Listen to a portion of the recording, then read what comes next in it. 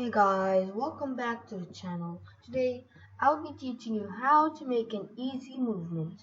So let me show you how. So as you see here, this is tutorial number 2. I'll be teaching you this part 1, how to make an easy movement, and part 2, how to make a movement, how to make this game. So it's the same as the other game, but it's different. It's just all 3D. If you want to make a double jump, you can do whatever you want. So this one is you can just this has rigid body, but this can fall off. Make sure it's sustainable so it does not fall off. I made it sustainable. This is what it looks like. So this is part 1, the movement, not this. This is gonna be part 2. So let's get started. Script, my own script, movement. So you're wondering, this is too much, yeah? This is actually not too much. You're like, how this is not too much? Let me show you. So first off, if I take away all of this, there, I was just telling you a very important question. In the void start, it only repeats one time in the game that you make. But the void update, when you put this anything like a script for the movement, it will repeat it forever and ever. So that you have to remember this. This is important if you want to make the move. If input get key code up arrow. So guys, remember this. Review it and put it in your head. Like remember it. So next time, if you want to make your own script, you do not copy someone's. You do it your own. And I remember it. So look, if input get key code up arrow. So this means it's not the WASD, it's the up arrow.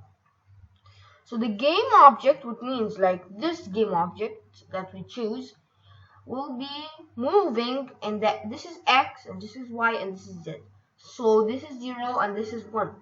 So we see which, like for example, this is X, Y, Z. If you want to move it X, you make the 0 and you make here 1.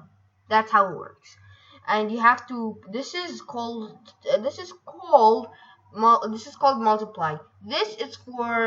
Multiply is supposed to be X, yeah, I know that, but this is for multiplying with the code of the computer. This is what the computer knows. This is multiply, and this is multiply. That's why this is the computer what understands. This is multiply.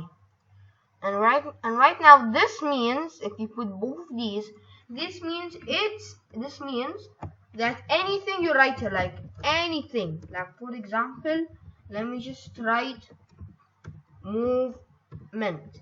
It won't go on that. Why? Because that's the comments that you write. Because for example, if you don't understand what's this, if you don't understand what's this, you can review it. You can just go back to the comments that you wrote. It won't come. Yeah, what happens if I do this? Comment down below.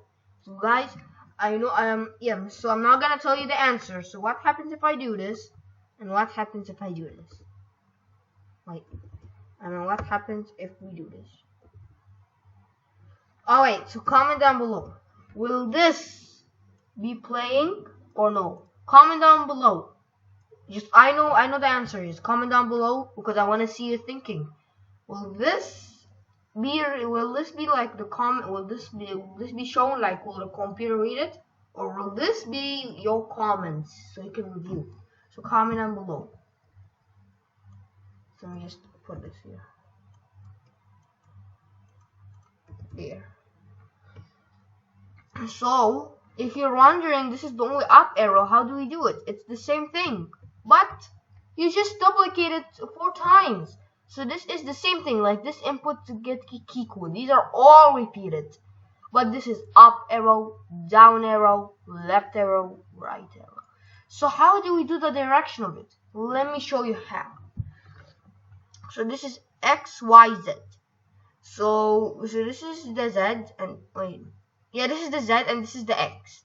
So the Z means he goes up, like the Z. Like for example, let me show you in Paint.